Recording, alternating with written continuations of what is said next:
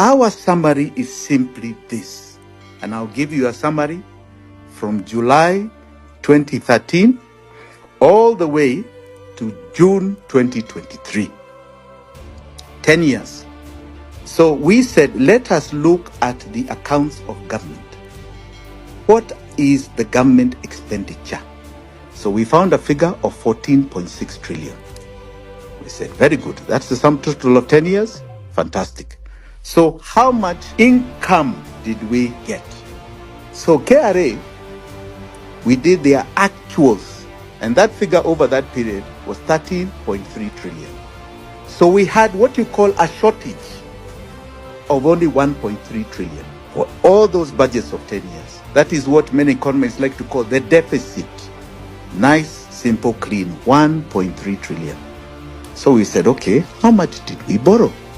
To your shock, a figure of 7.7 trillion over the same period. In other words, if you do the subtraction of 1.3, 6.4 trillion more than we needed, more than was on any budget that had been put forward, more than any approval from Parliament, because Parliament approves a budget where the debt is anchored. That means that 6.4 did not go to anything for the sovereign called the Kenyan. It is simply a hype. But we didn't stop there. We went on and we said, in the same period, how much of our taxes went towards our debt payments? We found we had paid 9.8 trillion for debt payments. Okay? What are we being asked for today? The figure is 11 trillion. This figure does not come down. This is a grievous fraud, and we are never meant to pay it. It is our chain, it is our slavery.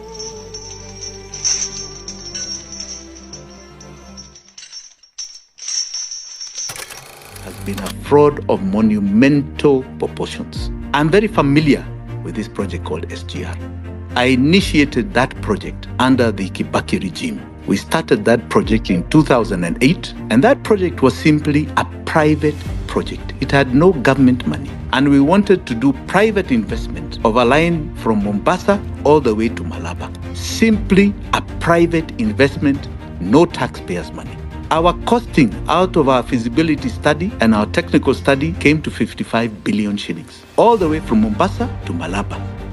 I suddenly saw somebody parachuting a project that had become government under the Uhuru government of just Mombasa to Naivasha, amounted to 500 billion shillings. So the cost of the project is 500 billion. Chinese Exim Bank, that's the Chinese debt, say we are going to loan the Kenya government a total of 90% of that money. So Kenyans, you must raise 10%. 10% of 500 is 50 billion shillings. So us from our hard-earned taxes must pay 10% before they pay the 90%. So we did an audit of these amounts. Did the Chinese give us all the money that they said? Yes, they did. They gave all the money. It was paid directly to China Road and Bridge Company. So did Kenyans raise the 50 billion, which was 10% of 500, and did they contribute their share of 10%? We did the sums, right? And it's called Self-Raising Finance, SGR grant from the Treasury. So 50 billion was supposed to move from Treasury to Kenya Railways and then to the contractor called China Road and Bridge. So we just did the math. It was not 50 billion that was paid. It was 644 billion shillings. So we paid for it with our own money and even more. And yet we took a loan and we are paying back that loan. China Road and Bridge for the building of SGR from Mombasa to Naivasha was paid a total of almost 1.2 trillion for a project of 500 billion according to the contract documents. So 700 billion above what was required. That is a frightening fact.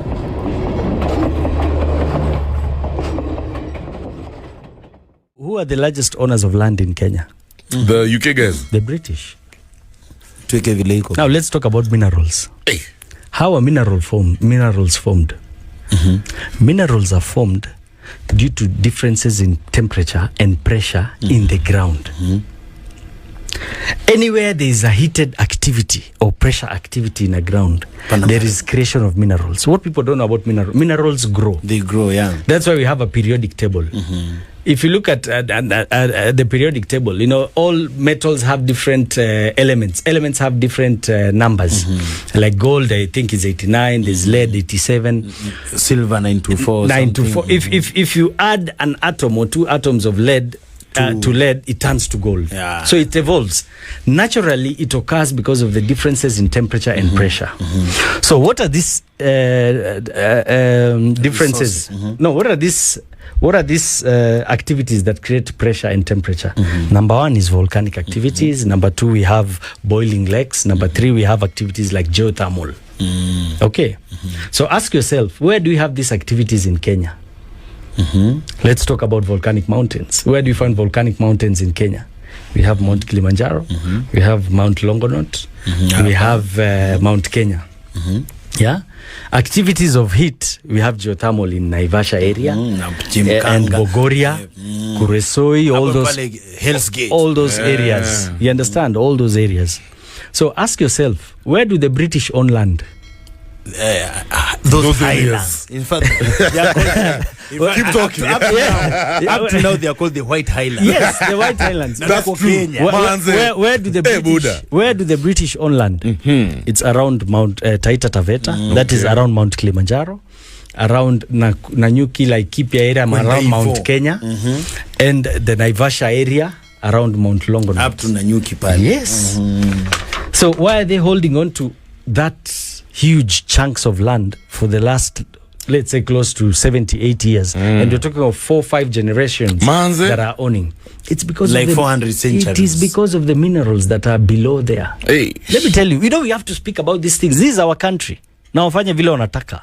This is our country. The high time we need a conversation. And you know, all this, when you go in all those areas and you hear these names in the name of conservancies, they're not conservancies. Yeah. We want to know what is below there. And I'm putting the Minister of Mining, Mr. Mvurya, to task. I want him to just go and do a simple base metal element test in a place like Magadi here. It's not trend. People are lying to us that they are mining sodium bicarbonate, salt, while they have a private railway line from Magadi to Mombasa. What are they carrying? Go and just do a basic test base metals. Then you'll see what's inside there, because I know. Going to the airport, imagine we are signing off our airport to be run by a private company, which is going to hold that for 30 years. And after the contract expires, they would keep equity in that arrangement of our airports at the rate of 18%, eternally. How did somebody sign an agreement like that? You see, so the questions that we have got... Did you, as elected leaders, have wind of whatever arrangements or whatever agreements were going on with the... Actually, I was the whistleblower. I'm the one who presented all the documents to the Senate, and I've given it to the media, if you check. It was a whistleblower from France, a young Kenyan boy who has been working in the sovereign fund of some country, saw the document passing through his desk. He forwarded to me, he said, Onyonka, the airport is gone. I don't know what you're going to do. Try your level best. These are the facts. Why can't...